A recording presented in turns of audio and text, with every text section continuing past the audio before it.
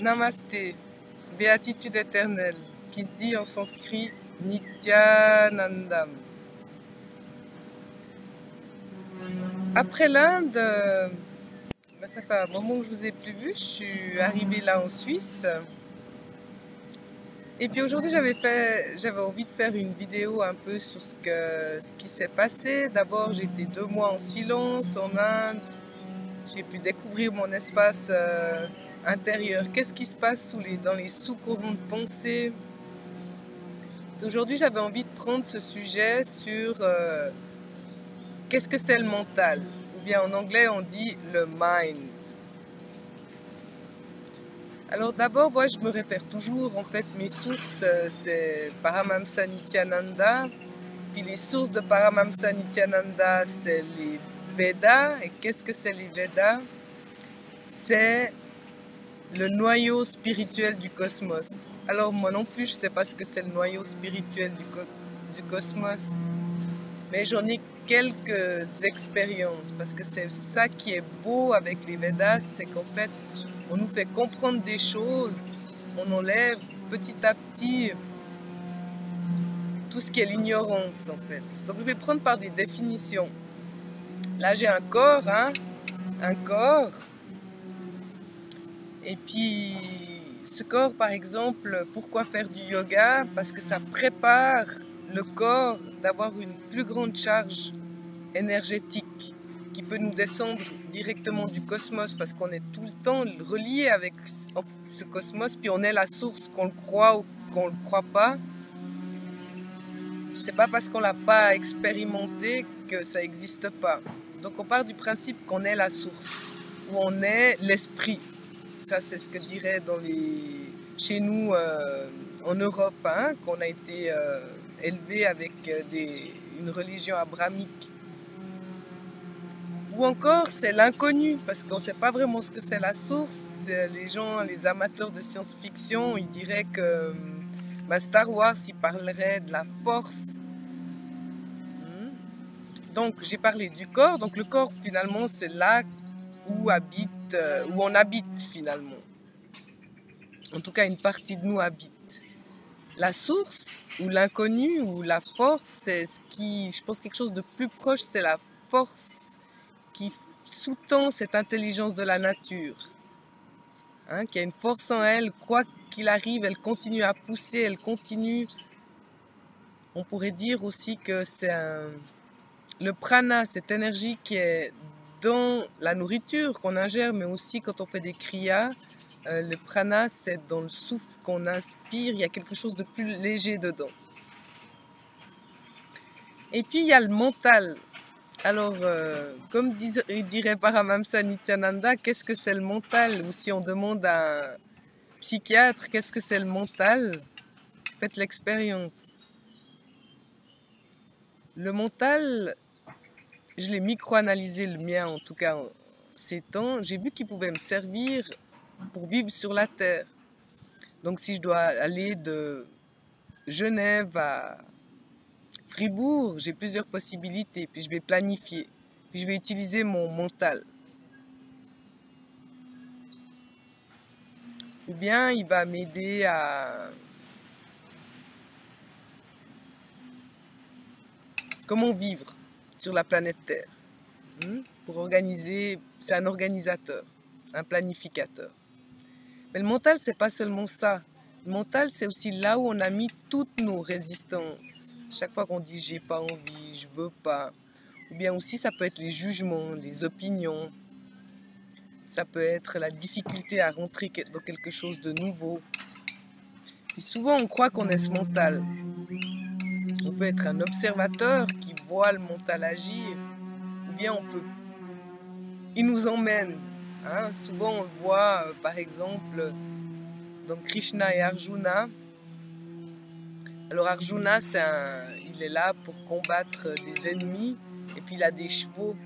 Puis il demande à Krishna, comment maîtriser ces chevaux qui vont dans tous les sens, comment les canaliser.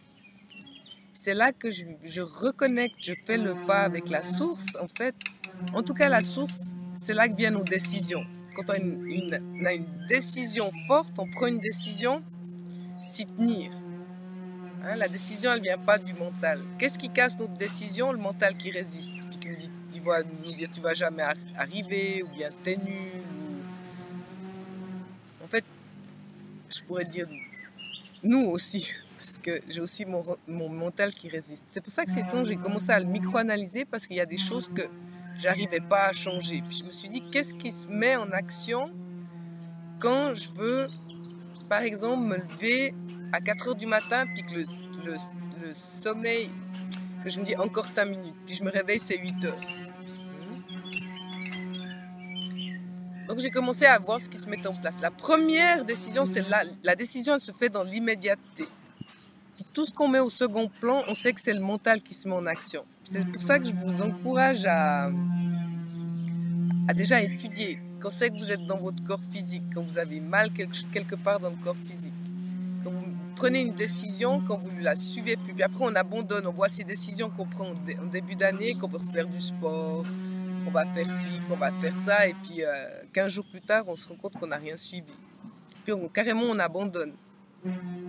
J'ai un petit quiz pour vous. Qu'est-ce qui ferait tomber l'Himalaya, d'après vous? Vous pouvez me répondre. Alors, on peut imaginer des bombes, on peut imaginer... Et finalement, c'est toujours remettre son intention, et puis peu importe combien de fois on va tomber, c'est persévérer là-dedans. Remettre de la volonté de persister, mais pas avec de la force, déjà en s'auto-analysant. Qu'est-ce qui se passe? Avoir de l'amour pour découvrir ses propres mécanismes. Du reste, aujourd'hui, je parle du mental, des résistances, etc. Puis vous entendez, il y a les oiseaux, donc ça, c'est la source qui nous chuchote un peu dessous. Et puis on entend la construction des maisons. Et puis on a le choix sur quoi on veut se concentrer finalement. Soit je me concentre sur mon espace intérieur pour pouvoir vous parler, pour pouvoir partager, pour pouvoir vous encourager, ou je me concentre sur ce bruit et puis je vais devenir incomplète et puis je vais même plus savoir de quoi je parle. Alors ce que je voulais, c'était déjà définir qu'est-ce qu'est le corps. Le corps, c'est là où tous nos organes fonctionnent, c'est lui qui peut engranger une plus haute charge énergétique, c'est lui qui nous pousse. Quand on a une décision, il va nous soutenir, il nous tire en avant, d'où l'importance de respecter son corps et puis d'être connecté. Donc pourquoi faire du yoga? Parce que finalement notre corps, c'est le temple de l'esprit, ou c'est le temple de l'inconnu, ou le temple de la source, ou le temple de l'esprit. Et puis le mental qui n'est pas un ennemi à tuer, mais finalement c'est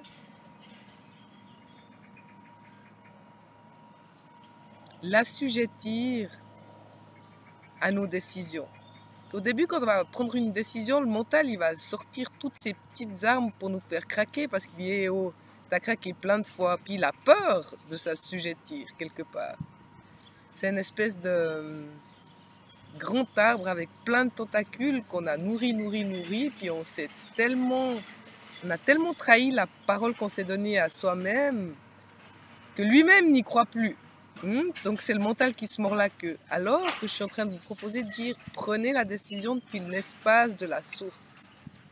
Et puis souvent quand on va dormir, le lendemain même, on a oublié c'est quoi la décision. Et puis on prend une décision.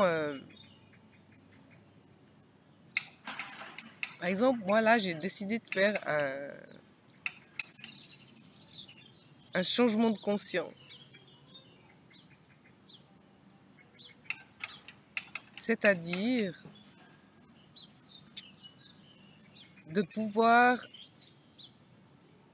être et remettre avec volonté chaque petite décision que je prends, de rester active dans la continuité, depuis l'espace de la source, où je m'aligne avec la source plus loin. Parce qu'on est aligné, on n'est pas tout seul. L'énergie vitale, l'énergie de vie, elle fait tout pour qu'on ait en fait cette percée de conscience. Du reste, tout pousse à ça aujourd'hui. Si on regarde, il y a la physique quantique, il y a beaucoup plus de yoga, il y a de plus en plus de thérapeutes, les gens font de plus en plus attention à leur nourriture. On se rend compte que c'est un tout. La médecine ayurvédique fait partie de ce tout, par exemple. Donc ça, c'était juste pour placer, en fait, déjà, observer qu'est-ce qui agit en moi, par pur questionnement aujourd'hui. Quand je prends une décision, pourquoi est-ce que j'ai pas tenu cette décision? Qu'est-ce qui fait en moi? Est-ce que c'est mon corps qui a résisté? Est-ce que c'est mon mental? Depuis quel espace je prends une décision? Déjà se poser des questions. Dans les écrits, dans ce qu'on peut trouver aujourd'hui, moi j'ai tout essayé, toutes les thérapies, tous les nouveaux courants, j'ai fait de la philosophie, Socrate, Platon, etc. Il y a des très très bons philosophes, mais ça reste au niveau de la tête. Puis ce qui est proposé en hindouisme, dans les Védas, parce que c'est les Védas la source, donc c'est la source du noyau spirituel cosmique, c'est en fait déjà la connaissance et puis des outils pour se transformer. Puis aujourd'hui, c'est pour ça qu'on est toute une équipe, on a compris ça, puis on vient faire des vidéos. Puis qu'on vient dire on est là pour vous, on est là pour vous. Ceux qui sont prêts, qui peuvent entendre cette vidéo, qui ont été jusqu'au bout, que c'est la première fois qu'ils la découvrent. Il y a des centres Paramahamsa Nityananda partout sur YouTube, dans énormément de langues qui ont été traduites en français. Il y a tout un groupe. Donc voilà, vous pouvez me contacter. Je suis sur Facebook aussi, sous Ma Nitya Hridayashtananda. Il y a des cours en Inde qui se passent de toutes sortes. Il y a moi qui suis en Suisse. Pour l'instant, je vais retourner en Inde. Voilà, tout ça pour vous dire que soyez une mère pour les autres, soyez féroce avec vous-même et soyons un enfant du cosmos. Nityananda.